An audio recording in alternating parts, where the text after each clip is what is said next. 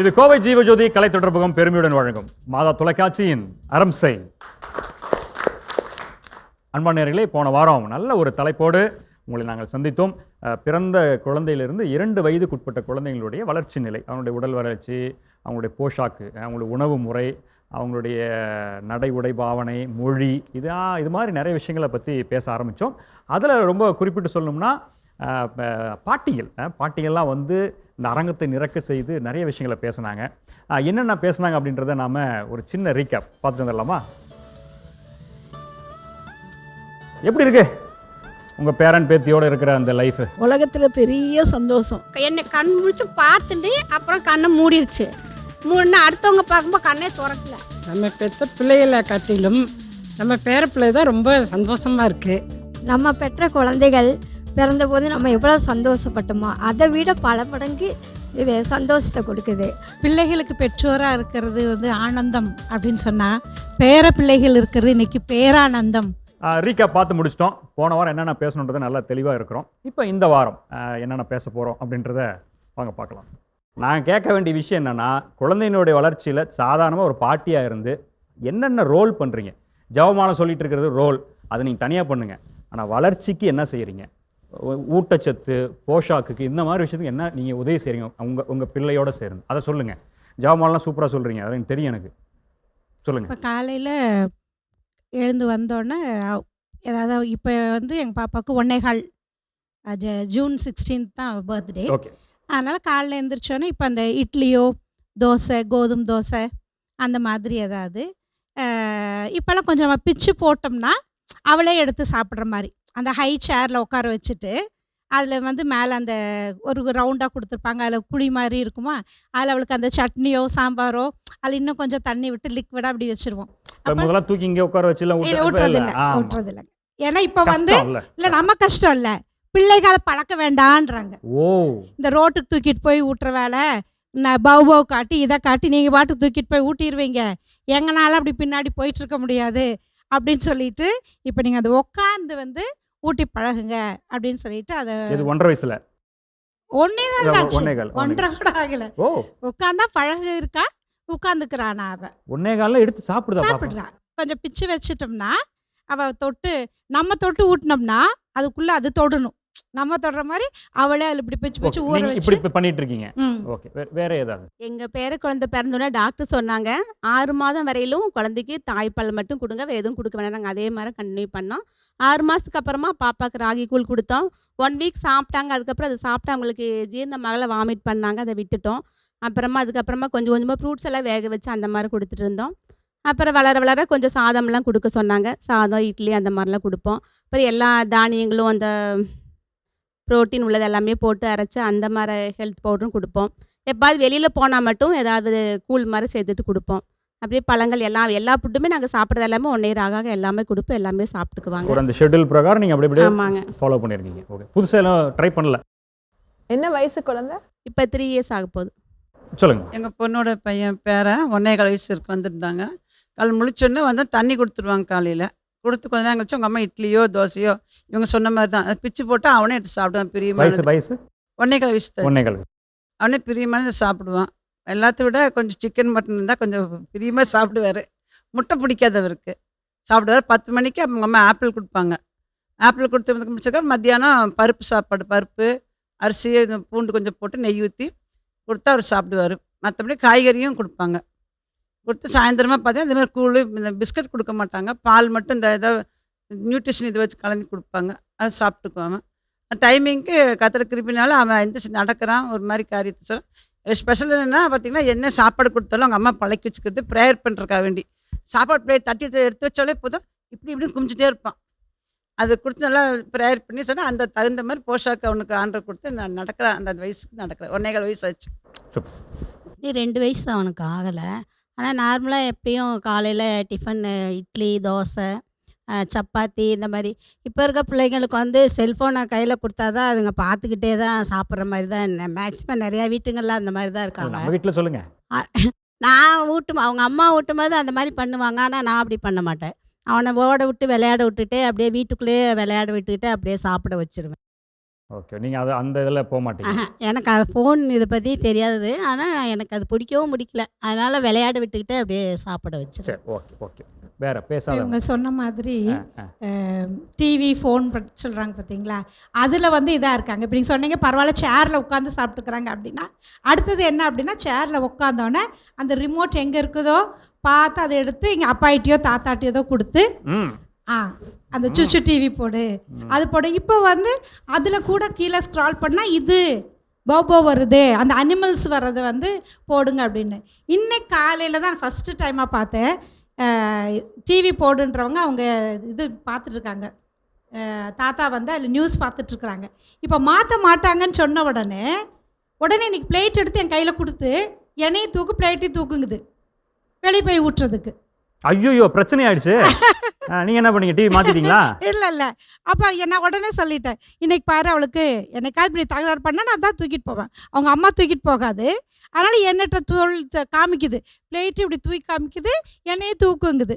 அப்போ இனி வந்து அடுத்த கட்டத்துக்கு நகர்றோம் அப்படின்னு தெரிஞ்சிட்டு இனி எல்லாம் இப்படி உட்காந்து ஊட்ட முடியாது, வெளியே கூட்டிகிட்டு போய் ஊட்டணும் அப்படின்னு நானும் வளர்கிறேன் மம்மி அப்படின்ற மாதிரி இன்னைக்கு அடுத்த ஸ்டேஜுக்கு போக தொடங்கிருச்சுன்னு நினைக்கிறேன். பேரனுக்கு 2.5 வயசு ஆச்சு. அவன் கூட கிரிக்கெட் விளையாடணும். அவன் பேட் வச்சுருந்தான், நான் பால் போடணும்.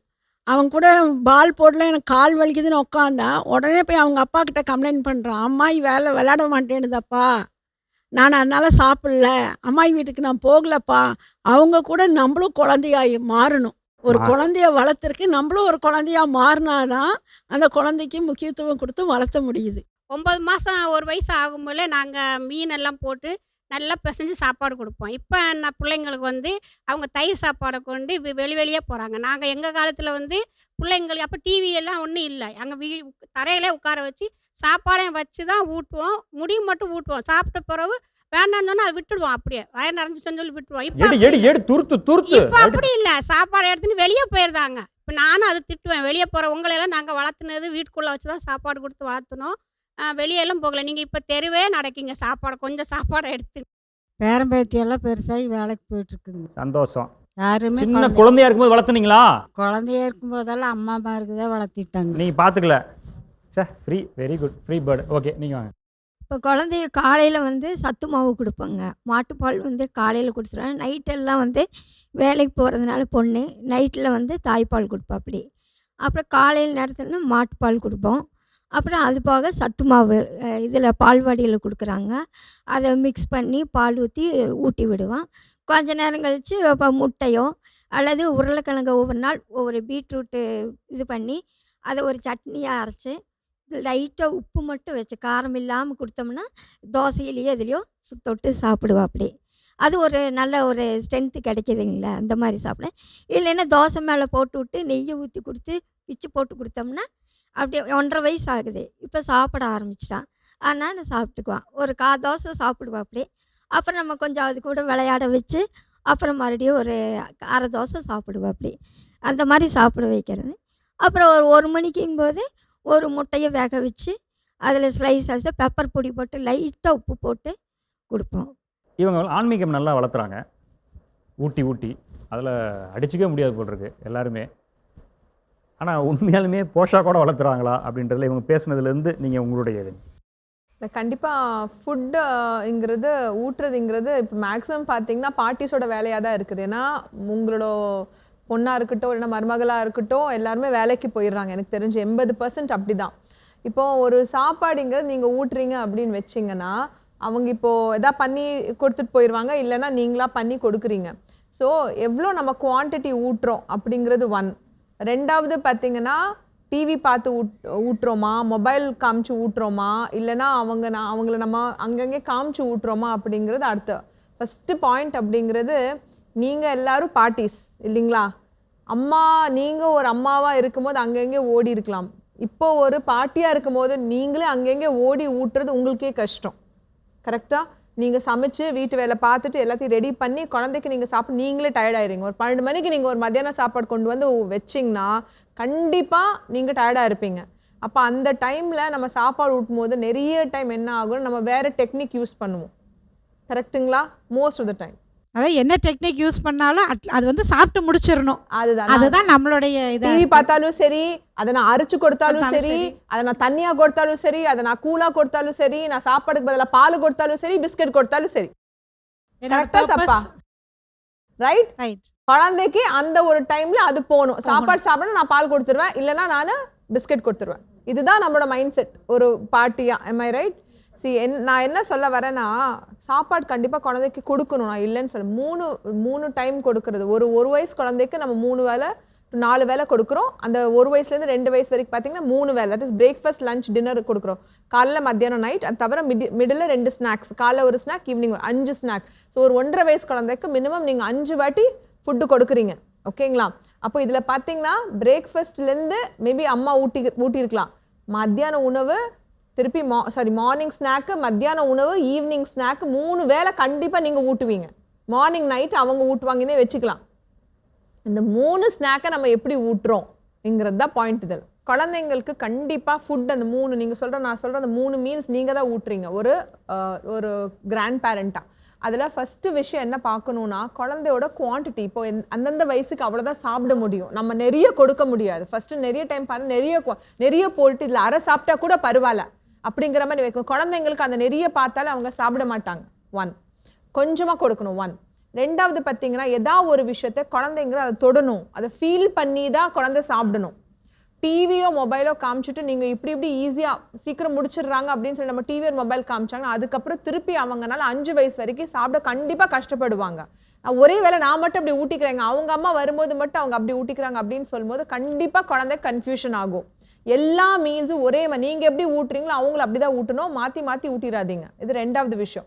3வது விஷயம் பொறுத்த அளவுக்கு, சாப்பாடு அப்படிங்கிறது ஒரு இன்ட்ராக்ஷன். எப்படின்னா, எனக்கு இது எப்படி பண்ணுறாங்க, என்ன பண்ணுறாங்க, டேஸ்ட் பண்ணுறது, வாயில் கொட்டுறது, இது எல்லாமே நார்மல். கொட்டாமல் அழுக்கு பண்ணாமல் குழந்தைங்கள நம்ம ஊட்ட வைக்க முடியாது. அடுத்தது நம்ம ஊட்டுறோம், 2 வாய் கொடுக்குறோம், அதுக்கப்புறம் வேண்டான்னு சொன்ன குழந்தைய நம்ம என்ன பண்ணோம், திருப்பி கொஞ்சம் நேரம் கழிச்சு திருப்பி ட்ரை பண்ணணும். வேண்டான்னு சொல்லிட்டா நான் ஒரே வாட்டி தான் சொல்லணும், நம்ம அதுக்குள்ளே வேறு எதாவது எடுத்து கொடுத்துருவோம். அதுக்கு வி கால் ரெஸ்பான்சிவ் ஃபீடிங். பார்த்துட்டு நம்ம திருப்பி ஃபீட் பண்ணிவிட்டு நம்ம திருப்பி கொஞ்ச நேரம் திருப்பி ட்ரை பண்ணணும். திருப்பி 2வது வாட்டி ட்ரை பண்ணணும். அதுக்கு மேலே வரலன்னா அவங்க சொன்ன மாதிரி கொஞ்சம் நேரம் கழிச்சு வேணால் ட்ரை பண்ணி பாருங்கள். ஸோ சாப்பாடு ஊட்டுறதுங்க மேக்ஸிமம் உங்கள் வேலை இருக்கிறனால no phone, no TV, no mobile, என்ன மீடியாவாக இருந்தாலும் சரி.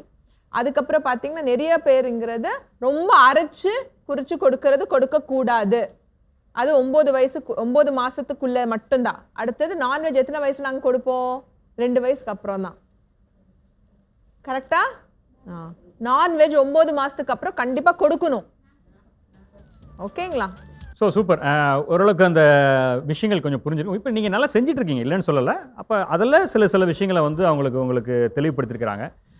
இதில் ஓகே, என்னென்ன கஷ்டங்களை நீங்கள் வந்து அனுபவிக்கிறீங்க? இந்த சாப்பாடு மட்டும் சாப்பாடு மட்டும் கிடையாது, மற்ற விஷயங்களும் சரி. இப்போ உதாரணம் சொல்கிறேன்னே, உங்கள் குழந்தையினுடைய அந்த மூமெண்ட்டில் நடக்கிறதுலையோ, இல்லை இது பண்ணுறதுலையோ, அல்லது அவங்க பேசுகிறதுலையோ, இல்லை மற்றவங்களோட சேர்ந்து இருக்கிறதுலையோ ஏதாவது உங்களுக்கு என்ன இந்த கஷ்டம் இருக்குது அப்படின்ற மாதிரி ஏதாவது இருக்குதா? சாப்பாடு கொடுக்க போகும்போது எனக்கு டிவி போடு, இல்லைன்னா எனக்கு செல்லில் கொடு, அப்போ தான் நான் சாப்பிடுவேன், இல்லைன்னா சாப்பிட மாட்டேன். இது ஒன்று ஓகே. வேறு எதாவது இருக்குங்களாம்மா? இப்போ நீங்கள் சொன்ன மாதிரி அது ஓடுற வயசாக இருக்கிறங்காட்டியும் நம்மளால் அதுக்கு பின்னாடி ஓடி போய் அதுங்களை வந்து துரத்தி இது பண்ண முடிகிறது இல்லை நமக்கு. இப்போ டக்குன்னு வந்து எனக்கு இந்த கையில் வேறு கொஞ்சம் ப்ராப்ளம் ஆயிடுச்சு. கீழே விழுந்துட்டு எனக்கு இந்த கை வந்து இதுக்கு மேலே இப்போ லிஃப்ட் பண்ண முடியறதில்ல ஒரு 3 மந்த்ஸாக. அப்போ எனக்கு வந்து அது ரொம்ப சிரமமாக இருந்துச்சு. நான் அன்றைக்கி ஒரு நாள் அழுதுட்டேன். அப்படின்னா அது என் கண்ணு முன்னாடி அந்த குழந்தை இப்படி விழறா, but I couldn't handle her. அவளை டக்குன்னு என்னால் தூக்க முடியல. அப்போ நான் வந்து அதை ஃபீல் பண்ணுறேன். என்னோடய குழந்தைங்க இருந்தப்ப எனக்கு வயசு இருந்துச்சு, ஆனால் எனக்கு அதுங்களோட இது பண்ண முடியல. இன்றைக்கி வந்து அந்த குழந்தைங்க இருக்குது, செய்யுது, ஆனால் நம்மளோட வயசு வந்து அதுங்களோட நமக்கு வந்து உங்களுக்கு அதிகமாக அதனுடைய போக்கில் போக முடியல. சின்ஸ் உங்களுடைய வயது அப்படின்றது. வேற ஏதாவது அமைதியாகவே இருக்கிறீங்களா? நீங்கள் ஆரம்பத்தில் மைக் பிடிச்சி பேசுனீங்க, அதுக்கப்புறம் அமைதியாக கருத்து சொல்லுங்கள் பார்க்கலான்ற மாதிரி இருக்குது. சொல்லுங்கள், ஏதாவது டிஃபிகல்ட்டி ஃபேஸ் பண்ணுறீங்களா? நான் ஸ்கூலுக்கு போயிட்டு வரும்போது பார்த்தா பாப்பா அவங்க ஏதாவது செய்யும்போது கொஞ்சம் எனக்கு அது இன்கன்வீனியண்ட்டாக இருக்கும். தொந்தரவு பண்ணுறாங்க அப்படின்னு. மற்ற நேரத்தில் எல்லாம் பார்ப்பேன். வந்த உடனே நம்ம வேலைகள் இருக்கும், கிச்சனில் நம்ம பார்த்துட்ருப்போம்.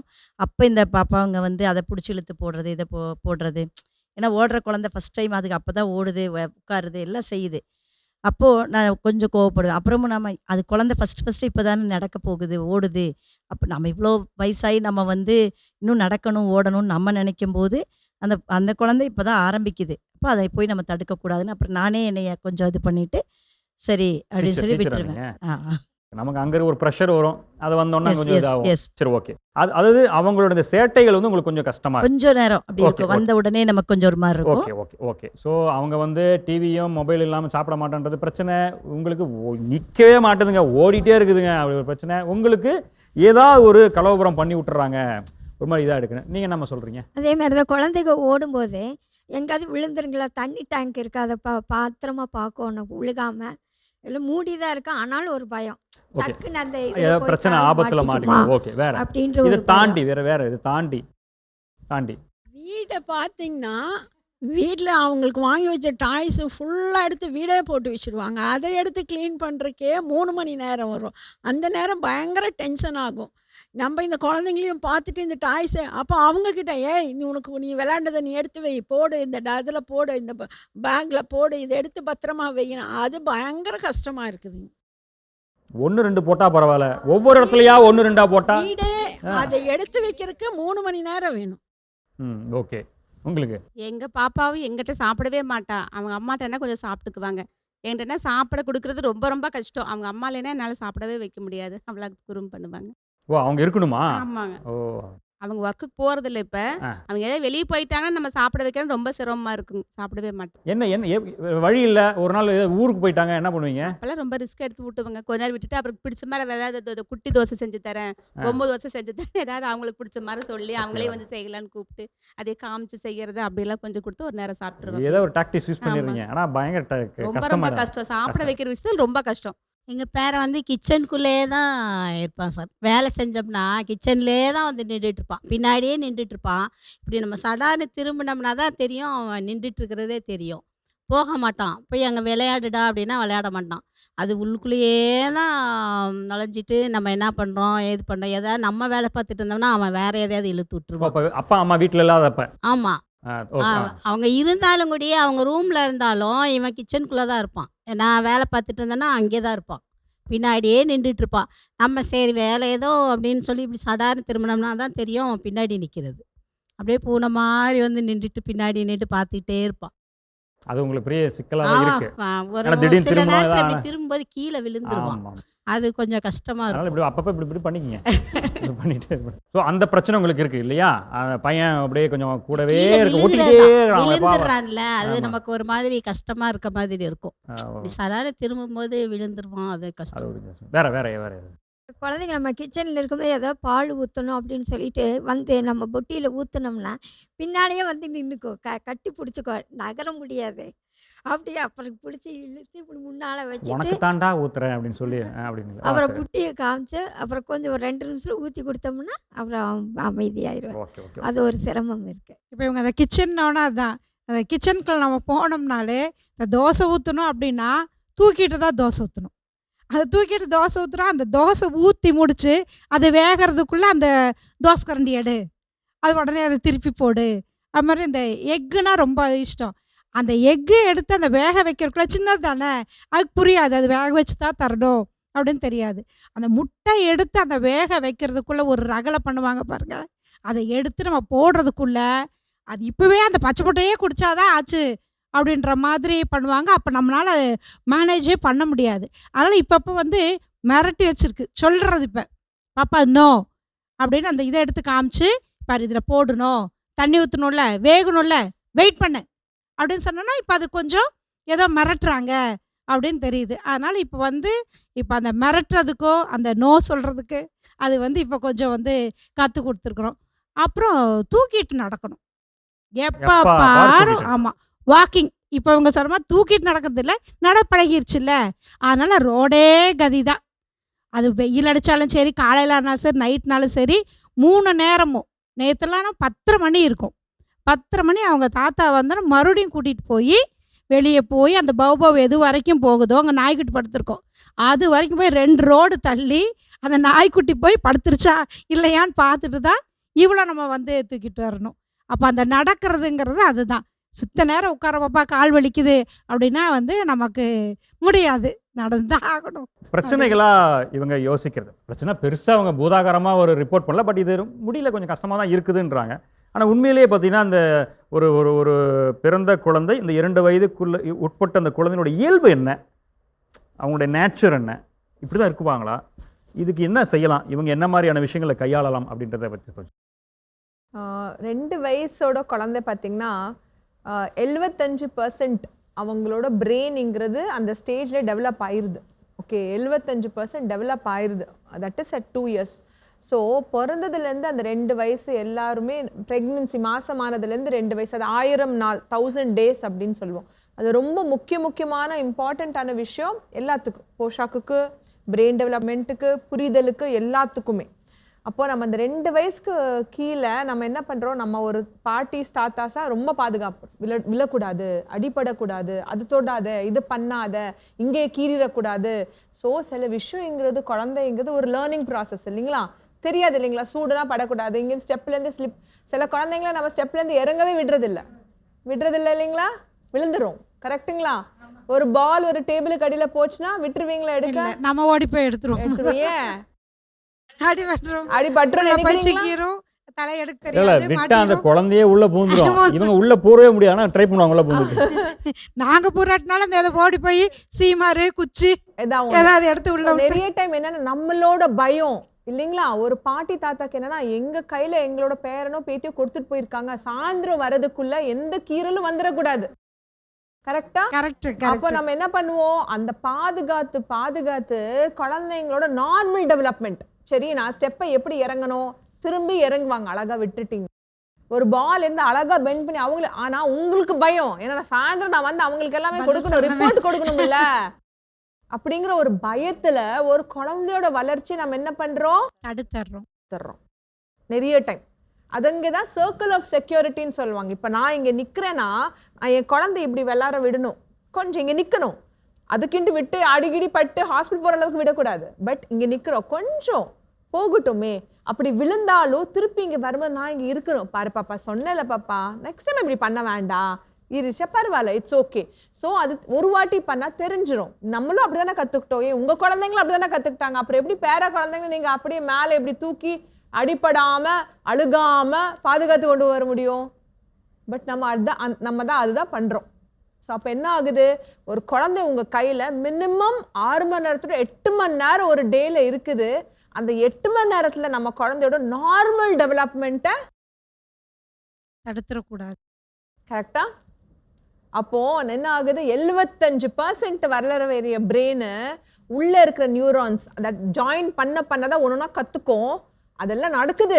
ஆனா எனக்கு யாருமே தீனி போட மாட்டேங்கிறாங்களே, பாட்டிஸ் தாத்தாஸ் எல்லாம் நம்மள ஸ்டாப் பண்ணிடுறாங்களே. கரெக்டா? அப்ப என்ன ஆகுது, பேசுறது லேட் ஆயிருது, நடக்கிறது லேட் ஆயிருது, புரிதல் லேட் ஆயிருது, பேச்சுவார்த்தை லேட் ஆயிருது. குழந்தைங்க இப்படி காமிக்கிறாங்க, ஆனா வாய் தர எல்லாமே புரியுது டாக்டர், ஆனா வாய் பேச மாட்டேங்க. கரெக்ட் நீங்க சொல்றது இல்ல. குழந்தை அழக்கூடாது, அப்படி சொன்னா கடகடன்னு கொண்டு போய் நாங்க பால் அடிச்சு கொடுத்துருவோம். ஊன்னு சொன்னாலே ஐயோ தூங்கு பாப்பா அப்படின்றவோம். பசி தூக்கம் நாங்க சொல்லக்கூடாது, ஏன்னா நான் தான் பாக்குறேன். கரெக்டுங்களா? தாத்தா பாட்டியா நான் தான், அது என்னோட வேலை அப்படி நம்ம சொல்லும் போது ஒரு குழந்தைக்கு பசி அப்படி நீங்க இல்லைன்னா எப்படி தெரிய போகுது, எப்படி யார்கிட்ட போய் சொல்ல போகுது? 2.25 வயசு 2.5 வயசு நீங்க ஸ்கூலுக்கு விடுறீங்க, ஆயாமா கிட்ட போய் எனக்கு சுசு வருது, எனக்கு நான் பாத்ரூம் போகணும், எனக்கு பசிக்குதுன்னு சொல்லணும்ல. அப்ப நம்ம சொல்ல வைக்கணும், சொல்ல விடணும் இல்லையா? உங்க வேலைங்கிறது குழந்தையோட நார்மல் டெவலப்மெண்ட்டை ஹெல்ப் பண்ணுங்க, சப்போர்ட் பண்ணுங்க. உங்க பயத்தையோ நீங்க வேற யார்கிட்ட போய் சொல்ற ஆன்சர்னாலேயோ பயந்து போய் நார்மல் ஸ்டேஜை விட்டுறாதீங்க அப்படிங்கறத என்னோட கோரிக்கை. Okay doctor. பாட்டிகள் நிறைய பேசிட்டே இருக்கிறாங்க, குமுறிட்டு இருக்கிறாங்க, ஆளாளுக்கு மைக்கு பிடிச்சிட்டு இது இந்த பிரச்சனை அந்த பிரச்சனை, நாங்கள் எவ்வளோ பார்க்குறோம், ஓட முடியல உட்கார முடியலன்னு சொல்லி ரொம்ப கஷ்டப்படுறாங்க. இன்னும் முடிய போகிறதில்ல, ஏன்னா இவங்க இன்னும் தொடர்ச்சியாக அடுத்த வாரம் இன்னும் பேச போகிறாங்கன்னு நினைக்கிறேன். அப்படி தான் இருக்கிறாங்களே, தயாராக இருக்கிறாங்க, நோட்ஸ் எடுத்து வந்துருக்கிறாங்க போல் இருக்கு. தொடர்ந்து நம்ம அடுத்த வாரம் நம்ம இவங்களோடு நிறைய பேச போகிறோம். அதுவரை நீங்கள் காத்திருங்கள். இது கோவை ஜீவஜோதி கலை தொடர்பும் பெருமையுடன் வழங்கும் மாதா தொலைக்காட்சியின் அரம்சை. மீண்டும் அடுத்த வாரம் சந்திப்போம்.